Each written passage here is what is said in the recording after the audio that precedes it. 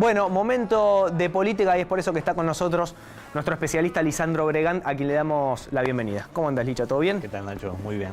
Bueno, hablábamos de esto, de las duplas, ¿no? De lo que dice una dupla cuando se presenta sin siquiera haber todavía empezado a mostrarse o hacerlo a dúo. ¿Qué es una dupla electoral? ¿Qué es una dupla? Por lo pronto, dos personas que tratan de hacer algo, tratan de convencer algo, ¿no? En este trabajo, que un poco en el desafío de pensar la comunicación en época electoral, partimos de una base que a mí me parece muy inspiradora, que es decir, desde el punto de inicio, el político miente. De entrada. El político miente hasta que se demuestre lo contrario. Y esa es una premisa que explica un montón de cuestiones de movimientos en la comunicación electoral, de buscar credibilidad, de buscarla públicamente. Y ahí aparece la figura de la dupla, que podemos ver un ejemplo muy reciente en el caso de una Fernández, mujer, señalando a un Fernández, hombre, y cediendo un poco el territorio de cederle la cabeza. Estamos hablando de Cristina con el señor Alberto. Ahí estamos viendo en pantalla. Y ahí vemos esta cuestión de somos en el final, hay un Fernández a la cabeza. Y esta cuestión de definir duplas tiene una cuestión ancestral y milenaria muy grande. Y traje como dos grandes ejemplos como para, por lo menos, ya que a veces nos hacen renegar bastante los políticos, nos permitan pensar en comunicación. Y hay, hace más o menos 2019 años, en el año cero, un tipo llamado Jesús de Nazaret, el Hijo de Dios para los creyentes, y un tipo que revolucionó el calendario tal cual conocemos para los que no creen, un gran divulgador de sus ideas, un gran comunicador, lo que hacía para evangelizar, para llevar su mensaje hacia la comunidad, mandaba a los discípulos de dos en dos. No los mandaba de a uno. Mirá. ¿Por qué? ¿Por qué hacía eso? Porque temía y porque creía y sabía que se embelezaban, se podían confundir, se podían desviar del camino. Y entonces, si lo mandaban de dos a dos, medianamente se controlaban y se podían mantener en un buen camino. Hoy, y este es un poco el ejemplo también que tiene que ver a nivel político, y lo podemos ver con los clowns que visitan hospitales, ¿qué sucede?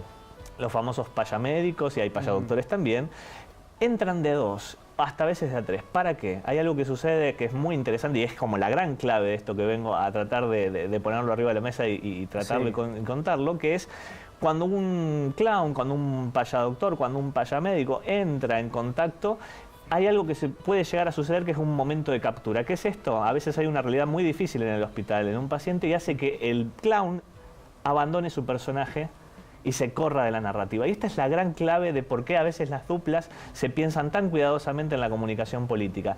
Una dupla tiene que ayudar a que uno de los personajes no se corra del eje. En el caso de Cristina podemos pensar de que por favor no adopte un tono suave, que lo adopte Alberto, que no se corra del eje. Por ende, las duplas siempre están ahí para poder generar un equilibrio, para poder generar una alerta de que no se corran del eje. En relación a esto que planteas, que es muy interesante, yo recuerdo lo que fue la campaña de Cristina, candidata a senadora, que pierde con Bullrich. A mí me daba la sensación de que intentaba ser una Cristina que no era, ¿no? Esta de dar notas, de ir a visitar a los medios. Bueno, lo empezó haciendo con Novarecio, después con Chiche Helbrum.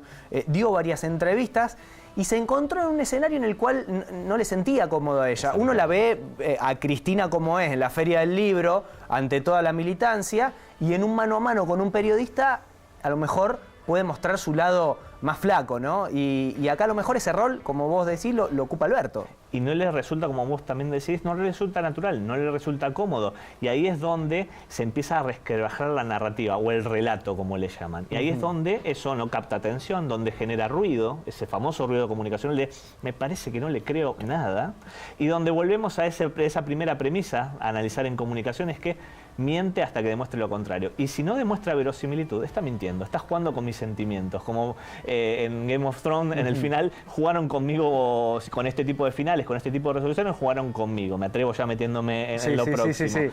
Pero sucede esto, ¿no? Las duplas están ahí para rescatarse de momentos de captura, de momentos en donde te estás por mover de la narrativa planeada. O sea que con esto Cristina transmite en cierto punto lo que es ella.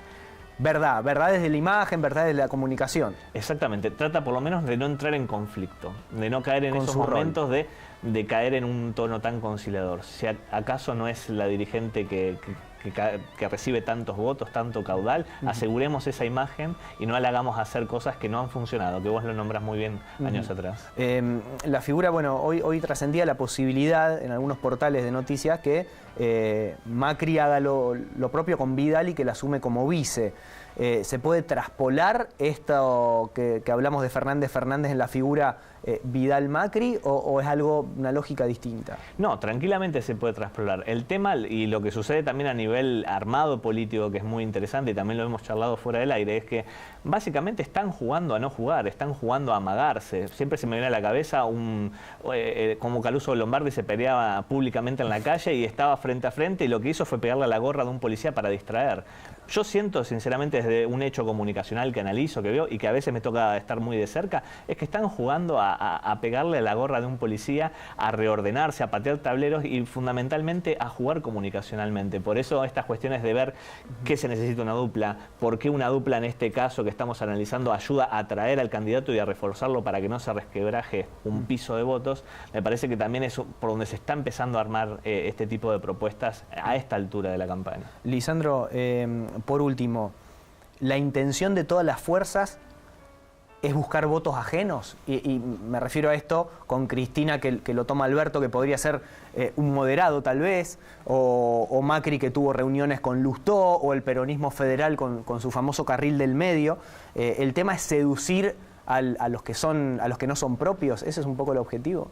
De siempre para construir una mayoría en un cuarto oscuro. Yo creo que, y por lo menos lo que analizo y me interesa muchísimo, tiene que ver con que lo que tengamos para decir, lo que digan en el escenario político, porque es una escena, es una puesta en escena la comunicación política, influya en un cuarto oscuro. Como el policía bueno y el policía malo influye en un calabozo para tratar de que deje una declaración, o los discípulos para que haya una conversión, o los payamédicos para que realmente haya una risa en ese paciente, siempre este escenario político y siempre este tipo de herramientas de comunicación lo que buscan es que haya un comportamiento dentro del cuarto oscuro, más allá de lo que se pueda pregonar en redes sociales y de lo que uno a veces declare y después en el comportamiento lo puede contradecir. Así que yo creo que este tipo de armados son para generar mayorías, claro que sí, pero por sobre todas las cosas, para influir en la muñeca de donde uno le pone una cruz en la boleta. Esa es la gran clave, influir en el comportamiento. Lisandro, la última. ¿Fue un acierto el de Cristina con Alberto? ¿Cómo lo analizas vos? Con el diario del Sí, con el diario del domingo sería, del jueves o ni siquiera del jueves, ¿no? Del lunes anterior. Desde el punto de vista de la comunicación es excelente y es escénico y se puso en un primer plano y gestionó oxígenos y minutos de aire, es muy valioso. Desde el punto de vista de comunicación fue un gran acierto. Ahora es parte de su equipo técnico ver de qué manera eso se puede capitalizar para influir en el comportamiento y empezar a generar esas mayorías necesarias para empezar a jugar fuerte en octubre. Muchas gracias. Nacho, un gustazo.